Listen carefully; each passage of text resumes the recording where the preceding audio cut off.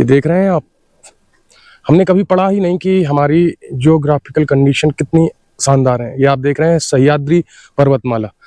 ये जो जलधारा आप देख रहे हैं ये सह्याद्री पर्वतमाला से निकली हुई जलधारा है, जो श्री चंद्रेश्वर महादेव के पावन चरणों से कलकल निनाद करता हुआ ये जल नीचे महाराष्ट्र की इस पावन धरा को सुकून प्रदान करता हुआ कृषि एवं पृथ्वी में समा जाता है। ये आप देख रहे हैं सह्याद्री पर्वतमाला जहाँ से प्रारंभ होती है, हम उसी स्थान पर खड़े हैं।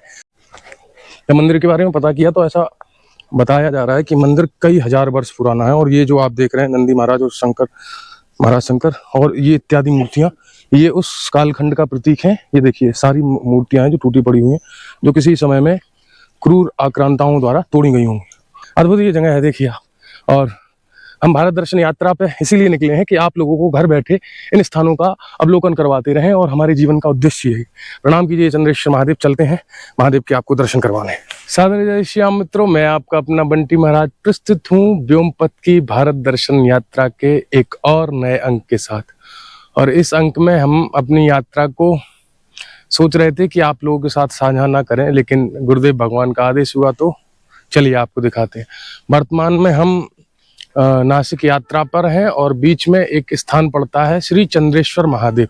जैसे ही सह्याद्री पर्वतमाला प्रारंभ होती है, मालेगांव से हम नासिक की ओर रास्ते में हैं और ये अद्भुत स्थान हमको देखने को मिल गया है।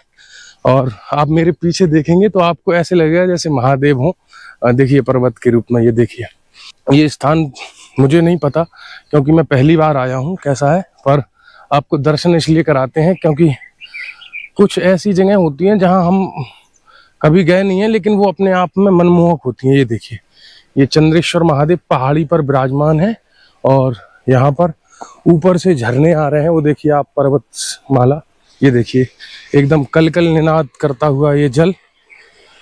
और यहाँ से हमको नीचे जाना है उधर, और उस तरफ वो आप देख रहे हैं उधर मंदिर पे भी जाने का विचार है, लेकिन बहुत समय लगेगा।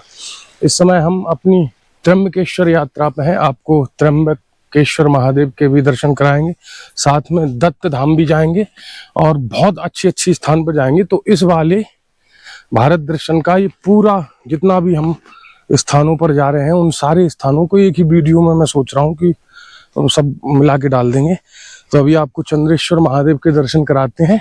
ये देखिए जो आपको अभी जल दिखा था पीछे इस द्वार के पीछे, वो ऊपर उन पर्वतमालाओं से घूम कर आ रहा है, वो देखिए सामने। और इसके लिए मैं बस यही कहना चाहूंगा कि वो तेनू पत्थर दिसदाए विख मेरी अख दे नाल मैनू शंकर दिसदाए। अद्भुत। और जैसे ही हम मंदिर में प्रवेश होते हैं तो आप देखिए मंदिर बहुत प्राचीन है। मैं शिल्प शिला देखकर ही आपको बता रहा हूँ। और खासकर कि हमारे 13 अखाड़ों में से एक अखाड़ा इस मंदिर की संचलन की व्यवस्था देखता है, जिसको हम बोलते हैं श्री पंचायती अखाड़ा महानिर्वाणी। आगामी निकट भविष्य में आपको सनातन संस्कृति के उन 13 अखाड़ों से परिचित कराया जाएगा, जिनको कि जानकर आपको ये पता चलेगा कि कोई भी लाल कपड़ा पहने हुए साधु नहीं होता है। अगर साधु है तो हमारी परंपराओं अनुरूप होगा, वही साधु है। तो ये जो आप देख रहे हैं ये हमारे 13 अखाड़ों में से जो 7 सन्यासी अखाड़े हैं, उन 7 सन्यासी अखाड़े में से एक श्री पंचायती अखाड़ा महानिर्वाणी है, जिस अखाड़े के द्वारा जो भी पूज्य महाराज जी होंगे उनके द्वारा ये आश्रम का संचलन हो रहा है। ये देखिए महादेव। जैसे ही आप मंदिर में प्रवेश करेंगे तो प्रेम के प्रतीक हमारे नंदी बाबा, जो महाराज शंकर के 19 अवतारों में से एक हैं, महादेव के सामने बैठे हैं। और मंदिर बहुत प्राचीन है। ये देखिए नंदी भगवान के दर्शन कीजिए। और महादेव अपन नमामि शंभो ष्टकमिदं प्रोक्तं विप्रेण दोषये ठंडी नरा भक्त्या तेषां शंभो प्रसीदति। नमः पार्वती पतये हर हर।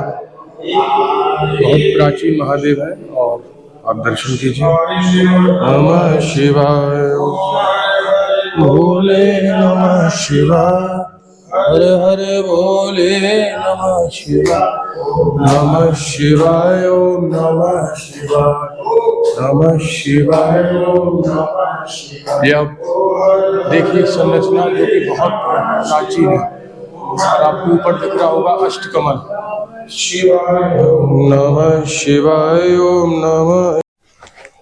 या मंदिर के बारे में पता किया तो ऐसा बताया जा रहा है कि मंदिर कई हजार वर्ष पुराना है। और ये जो आप देख रहे हैं नंदी महाराज और शंकर महाराज शंकर और ये इत्यादि मूर्तियां, ये उस कालखंड का प्रतीक है। ये देखिए सारी मूर्तियां हैं जो टूटी पड़ी हुई हैं, जो किसी समय में क्रूर आक्रांताओं द्वारा तोड़ी गई होंगी।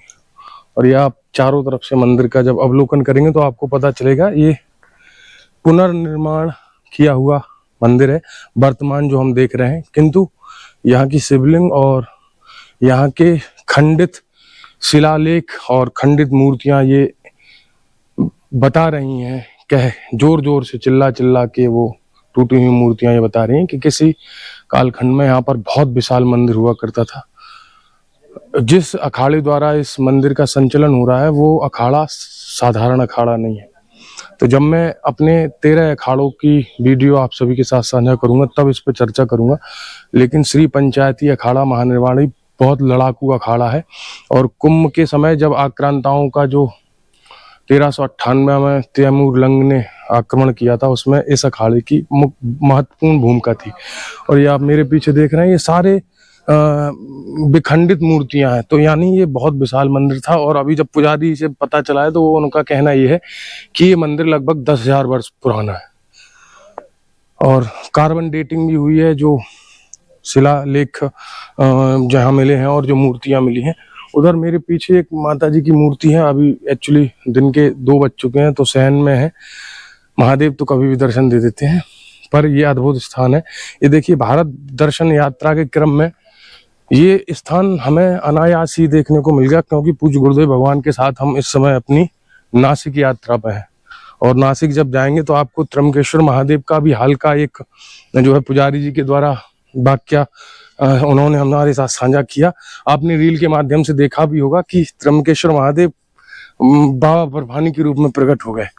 तो ये स्थान इसलिए हमें देखने को मिल जाते हैं कि हम तो अनवरत रूप से भ्रमण में ही हैं, पर जब से ये भारत दर्शन यात्रा का संकल्प मस्तिष्क में आया महादेव की कृपा से, बब्बा जी की कृपा से, तब से आप लोग भी लाभ ले लेते हैं। अन्यथा ना मैं यहाँ आता, ना हमारे पास 7 गुरुदेव भगवान होते और ना हम इस अद्भुत स्थान का दर्शन कर पाते, ना आपको करा पाते। ये देखिए अद्भुत। आप भी वहीं से प्रणाम कीजिए और हमारी भारत दर्शन यात्रा को सपोर्ट कीजिए और अपने सगे संबंधियों के साथ हमारी इस यात्रा को साझा करिए। पुनः मिलेंगे ऐसे ही किसी अद्भुत स्थान के साथ। तब तक के लिए हर हर महादेव।